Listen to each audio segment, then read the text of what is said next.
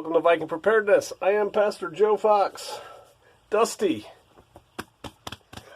Finished drywalling the kitchen today. Hallelujah. Finished mudding and taping. Hallelujah. Gonna do the final sand tomorrow and then paint. So we're happy about that. Took us longer than we thought. We learned a lot of things.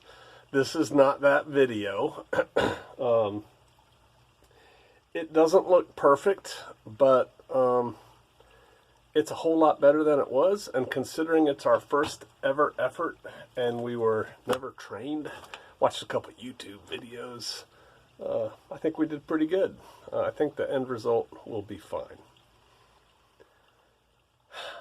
And I just finished cleaning up a little bit, cleaning my tools and putting them away. Actually, they're not put away. They're cleaned and they're drying right now because we won't be using them for a while.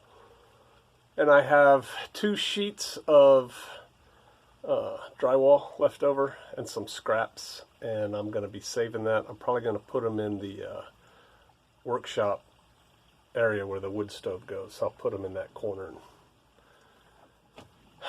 You ever hear the phrase, I know you have, when mama ain't happy, ain't nobody happy? That's true. It's also true, you know, when any major entity in the household is unhappy, right? When daddy ain't happy, everybody hides, right? I mean, it's the same thing. Mama ain't happy today. Yesterday or the day before, our dogs attacked a baby fawn. And they bit it on the butt. And then we yelled at him and made him leave it alone. And then I heard it crying the other day, and we went and it was up underneath the avocado yesterday. And it had puncture wounds on both hips, and it was covered in maggot eggs and maggots. And the wounds weren't that deep, like there was no blood on the fur or anything. But man, there was a bazillion little tiny maggots all clumped together, small. And so, and flies buzzing all over it. And so we pulled it out, and when it stood up, it looked like maybe its back pelvis or leg was broken. And I told Kate, it's going to die, man. Yeah, she goes, we should take it to the vet. I said, I don't think the vets take wild animals, sweetie. And so she did her magic on it, which she'll probably do a video on it. I don't want to get into that. But she did the best care she could. Then we put it back. We tried to minimize human smell on it and all that. But, you know, you can mess with a baby goat and give it back to the mom, and the mom takes care of it. So we put it back. It was dry up underneath the avocado. It was going to rain. And then this morning early, maybe when I came out to shoot the video, my dogs were right here. I could see them, and I heard the goat cry out. Wah! I'm like, huh. So I went in and I told Sister Kate, I said, hey, goat's out there making noise. I mean, the fawn's out there making noise. And so she went out, and that thing had been laying in a stream that had formed from the rain outside of the avocados, and it was hypothermic and on its last legs. And we brought it in the house and heated up. Now, again, off grid, right? We heated up bottles of water, packed it with bottles of water, towels, dried it off, and it started doing that almost guppy breathing. And if you're familiar with goats and stuff, they extend their neck and stick their tongue out. It's kind of sad. And I would rub it real vigorously, and it would kind of come back and breathe a little bit. Anyway, it ended up dying. So that was the start of our day, before we even started working on the drywall. And so Sister Kate was a little bit upset. And then, 10 minutes ago, she went down to take care of her ducks. Yeah, the dogs had killed 2 or 3 of her ducks that I bought her for her birthday, that she lovingly built a Kate-crafted duck house for, and spends, I bet you, an hour and a half a day just playing with her ducks, hanging out with them, talking to them, watching them. she is unhappy. She came back with 2 dead ducks and had a long conversation with the dogs. Just say it like that. And then she said, "You better not have killed one of my goats." And she got on the 4-wheeler and went down to the goats. I don't know why the dogs just got a bloodlust all of a sudden. I don't think they messed with the goats. If they did, you may never see those 2 dogs in our videos again. Because here's the deal. I started out saying, Mom ain't happy, ain't nobody happy. Sister Kate is a, very modest, soft-spoken woman, God-fearing. But, she has real Viking blood in her.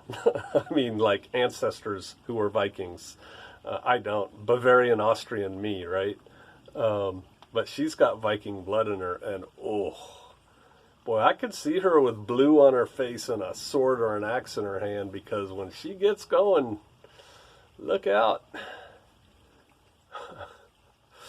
So, yeah, clear the beaten zone when Mama's coming in hot. So we'll see. I think the goats are fine now. She hasn't come running back up here, so I'm sure they're fine. Critters, man. What are you going to do? Our dogs are doing so good, too. You've heard me, those of you who've been here a while, bragging on them. They're good homestead dogs. They're good this. They've been good with them since the whole time we've had the ducks, which I think is over a year now. Although Sister Kate thinks Suka killed one about 6 months ago.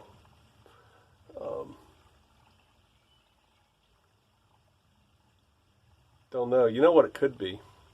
Honestly, I'm not making excuses for our for our poor training of our dogs and their bad behavior. Right? That's the bottom line. But still, we've been really working hard on the kitchen, and we haven't been interacting with the dogs very much, which we usually do. I mean, we interact with them all day long, and we've kind of just been letting them up to their own devices. It's kind of like back in the 70s when I was a teenager, when parents would both leave town for the weekend and leave their kids at home and say, "No parties, okay?" Those were the best parties to go to, man. Mom and Dad aren't paying attention to us. Let's go crazy. So maybe it's that. I don't know the lessons learned from this one.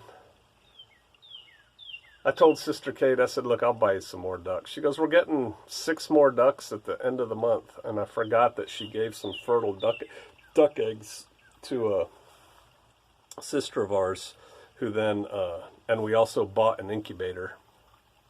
And she incubated the eggs for us.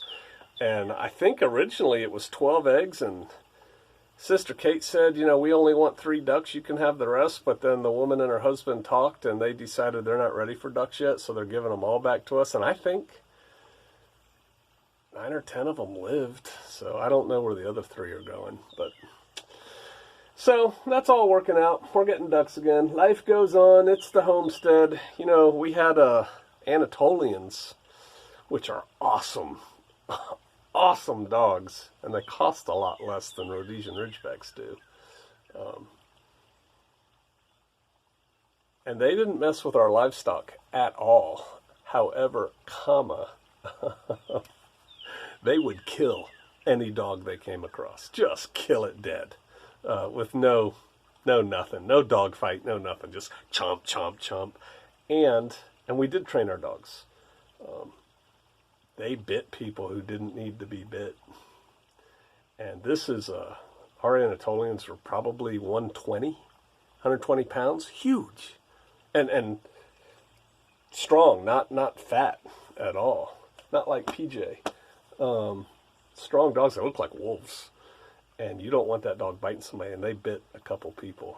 They were uber aggressive to anything or anyone that wasn't part of their pack. And we have it during the lockdown, but during normal course of life, we have people coming and going here all the time. And it's just, the only way to prevent that would be to chain your dog up. You couldn't put them in a kennel, they'd escape. Climb right over the top of a 10-foot high kennel. You'd have to chain them up. And I just am really against chaining up dogs. So,